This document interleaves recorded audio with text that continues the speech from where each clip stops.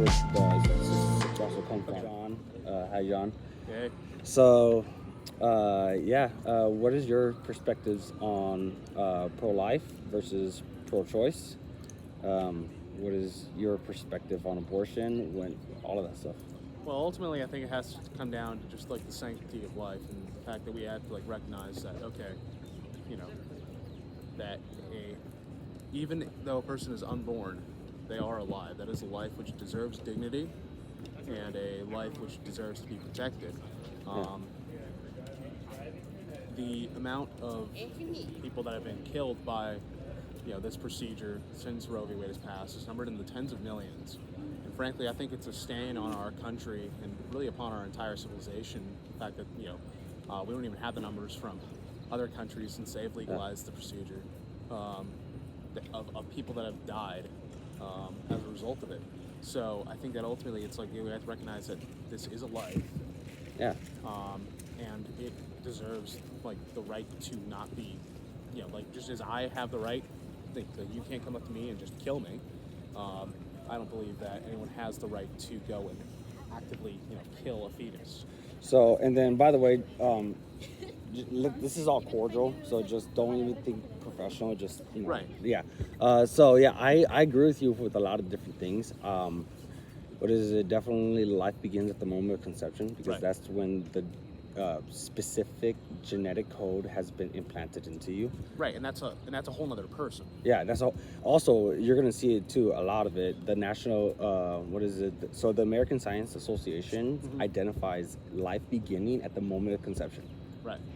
So scientifically, we already acknowledge life begins when that new genetic code is mutated to create a person. So I guess the next question would be: do you have any boundaries between abortion? Like, when is abortion okay and not okay? So basically, I think that obviously you have a bunch of unfortunate circumstances where whether it be rape or incest or sexual assault, combination of the two.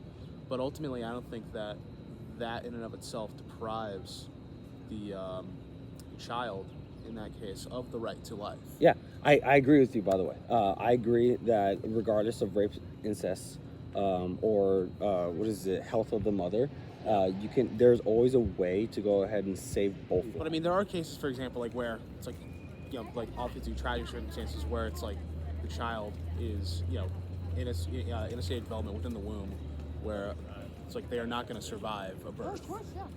There are those cases. Are you talking about stillborns situations? Because those do happen. Well, I mean, not just stillborn situations, but like more or less just like, for example, like there's a case of like, obviously this was done for like a larger like pro-choice argument, but it was basically, I think it was like a New York Times columnist basically said that her, like uterine wall is about to explode or something like that. No, it was basically like, for example, like her child's head, for like basically. Oh, could not fit through the cavity of the. It was something like that, where it was like some like deformation, where it's like it was still alive within the womb, but any attempt to actually like have a birth would have killed the child. So, and that's why I say the cesarean section is the easiest and safest route. It's actually safer than performing actual births, like through the birth canal. Right. So, a cesarean section, which is also known as a C-section for short, is one of the safest and easiest things to do. Not only that, but it's also safer than having an actual abortion, and it goes ahead and saves both the lives of the mother and the baby. Right. So I would have to argue that if they didn't think about a cesarean section, especially if the baby's full term, you can easily have a cesarean section. One of my great friends who currently serving in the United States Marine Corps, his wife had a cesarean section because that baby could not pass through her pelvis area because she was too skinny. So therefore, she had a cesarean section, and the baby's healthy. The baby's the same age as my oldest, which is 5 years old. 6 years old, coming to 6-year-old this year, and she's fine. She's healthy. She's fine, and the baby's healthy. And the baby's fine. Yeah. So there's nothing wrong with it. I think a lot of people, what they try to do is they try to say, oh, if it's the life of the mother to save the mother, well, guess what? We can always save the mother by having a cesarean section. Right. Yeah, I think my whole thing is basically I'm just trying to say that like in cases like where it's like medical, I think that's an entirely different discussion because I mean not only are those cases exceedingly rare, But they can also be prevented right. But with medical use. But they also with, using that and also rape incest as an argument against having abortion be illegal as murder. Of course. Having that as the excuse, I think, is entirely insufficient. Because they make up an exceedingly small number of the total cases. Most of these cases are entirely elective. There is nothing wrong with the health of the child. There's nothing wrong with the health of the mother. There's no tragic circumstance. It's basically just birth control at the expense of another person's life. And that's the unfortunate part. I hate it when women go ahead and try to utilize abortion as a means of birth control, because you should take control of your own situation, your own body, your own orgasms, because it's not our fault that you decided to go ahead and have sex.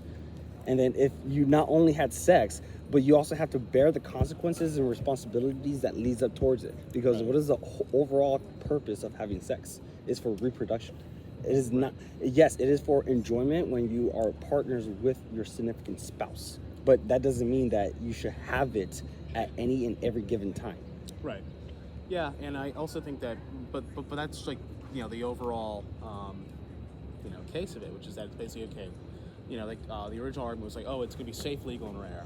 But the thing is that you've already made it permissible. There's no actual reason for it to be safe, legal, and rare. Because you can say, well, this is our ideal for what this would be. Well, it's okay, well, there's no restrictions on it. Yeah. You can get one at any time for any reason. Yep. So we're going to take a pause, and then we're going to go ahead and answer some follow-ups. Right. All right, so time on deck is 10:34. 10:34, yep. All right, so let's continue. Yeah, So going back to the whole abortion and it being bad in multiple different ways. Yeah. We talked about the biology of it, how the American Science Association identifies as the beginning of life starting at conception. Facts. So after that, we go to the feelings part of it with the whole rape, incest, and everything like that. So what do you think about rape and incest and people getting abortions due to either rape and incest or the fact that it's just an easier way for them to get out of being pregnant? Well, I think that's just I think it's bad because obviously, I've never been raped. I've never had a family member make a move on me. Oh, okay. Hey, I'm just starting off strong. Yeah, I'm trying to say I don't know how it feels. I didn't have a creepy uncle. So apparently the statistics are 1 out of 5 women would eventually get raped throughout their lifetime or even in college. Well, that's a fake statistic, but anyway. And 1 out of 10 men have experienced sexual assault or rape. Well, they can't get pregnant, so. Well, that doesn't mean, but I'm just saying the statistics. I do believe that the women one is a little bit of a stretch. It's basically saying 25% of women have experienced which would mean sexual assault. America is less safe than the Congo, which however, at the same time, it's also probably about perspective and how they feel. Right. Yeah. So they probably felt sexual assault before in their past, and they claim sexual assault, or they also probably had a relationship. And they're just it didn't go the way I wanted, and then they deem it as sexual assault. Actually, that one particular 1 in 5 study, a little bit of history on that is actually it was an anonymous web survey, and they also offered hey, get a free Amazon gift card if you say that you're raped. Wow. Yeah. So, but I'm just saying that's one of the statistics. Actually, in the military, they did the same statistics, and it's exactly the same thing happened. Oh, but that's the military, so that's a completely different environment. Yeah, you're right. 1% out of the whole American population, which is 300,000 people, went ahead and did a survey, and either they said that they were sexually assaulted or they weren't, and that's where the statistics also come from. Is that 1 out of 5 women stated that they experienced sexual assault throughout their lifetime. Yeah. So but ultimately, I think that I don't know how it feels to have that happen. Okay, cool. But obviously, but the point is that I don't think I need to necessarily have that experience to say morally that it's okay, that's terrible that happened to you. We should absolutely punish the we should punish the rapist. Punish your creepy uncle who molested you. That should absolutely be the priority there. But then once like, but that's the justice. So it's also just, but then yeah, I get where you're going. Please continue.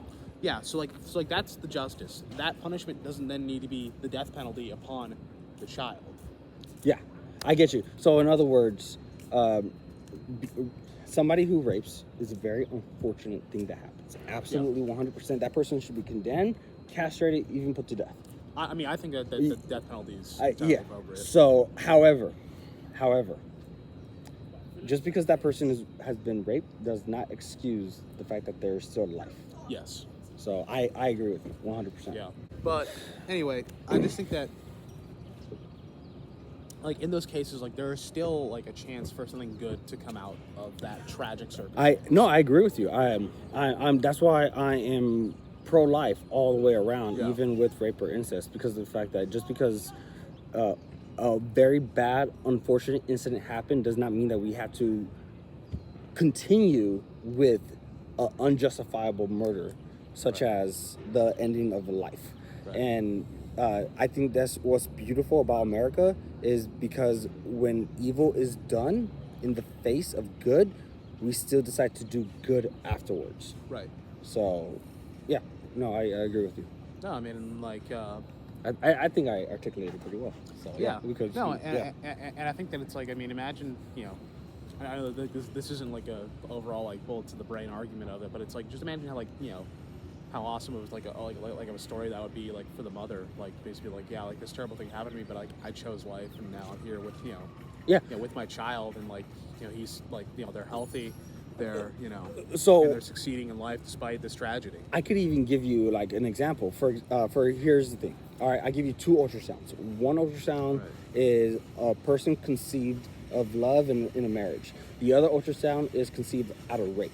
Can you tell me which is different? Right. Can you tell me which one is worthy to live and which one's worthy not, like, to get killed? So and that's the beautiful part about it, is, you know, like you can't justify evil intentions with the fact of, you know, getting an abortion. Yeah. I mean, we can agree that Right. regardless if a pregnancy was conceived of rape or not, that person deserves life. Yeah, that, absolutely. That person does not deserve death. Yeah, and but I think that's like where a lot of the argument goes, is because, like, you know, a lot of people try to minimize it with, okay, but I mean, but it's just a clump of cells, you know, it's not like even like fully developed So yet. yeah, now we're moving on. Instead of it being how the life was produced, now we're moving on to dehumanizing what life is. Right. And when you say that it's an embryo, when you say that it's a fetus, when you're saying that it's XYZ, now you got to ask yourself, what species is this embryo? Yeah. You know, if it's human, then it deserves human rights. Yeah. All right, we're saying, oh, it's a fetus. Okay, cool. What is the Latin root of fetus? Little people, offsprings. Yeah.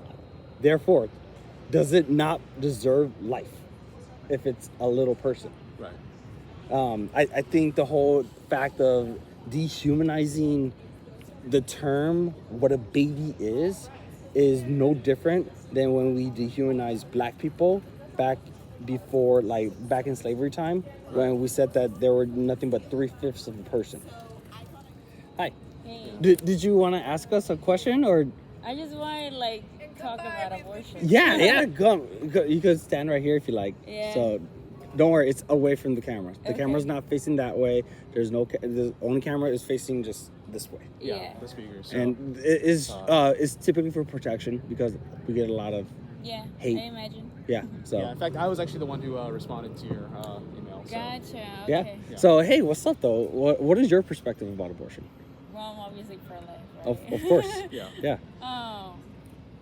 Yeah. Just don't kill babies. Is pretty much.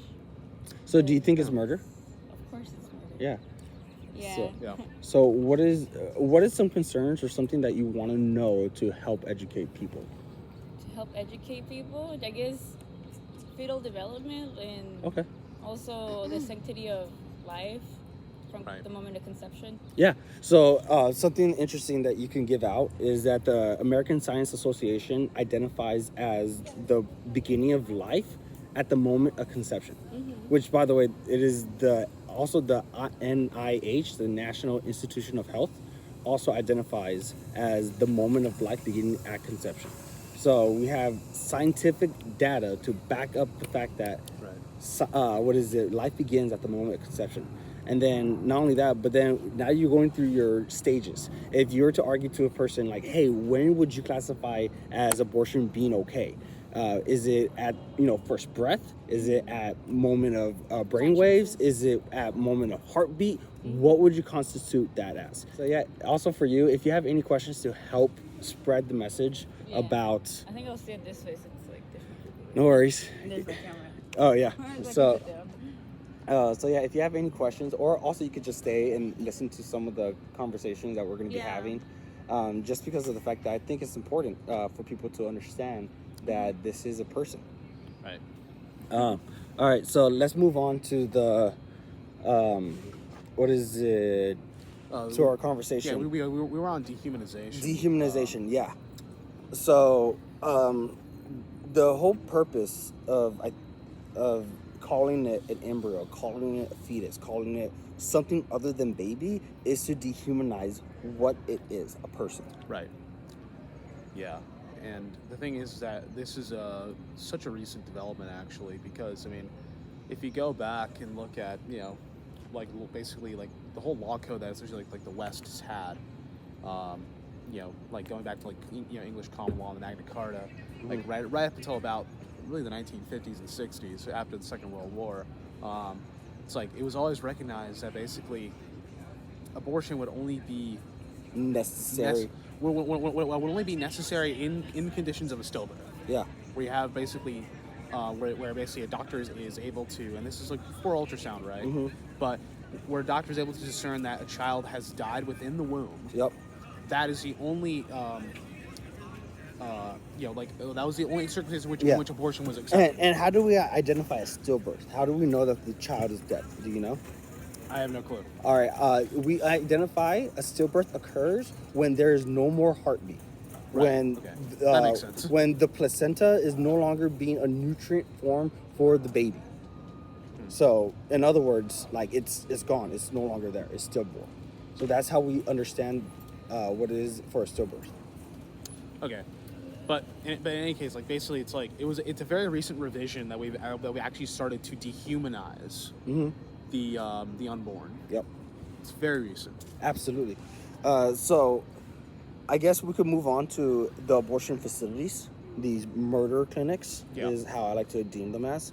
Do you know who is the creator of Planned Parenthood? Margaret Sanger. Margaret Sanger, yeah. And do you know who she was? Yeah, she was a eugenicist. She was not only a eugenicist, but she was also a former leader of the KKK. Okay. So, and not only that, but she also decided to go ahead and start Planned Parenthood for the sole reason to go ahead and eliminate the black population, which is also found in a lot of her letters and a lot of her papers. Well, I mean, to some extent, I mean, you could say she's succeeding with that. She has succeeded, absolutely. About 80% of abortions are from minorities, such as blacks, Hispanics, everything like that. Yep. It's sad. It's horrible. Yeah. So, yeah.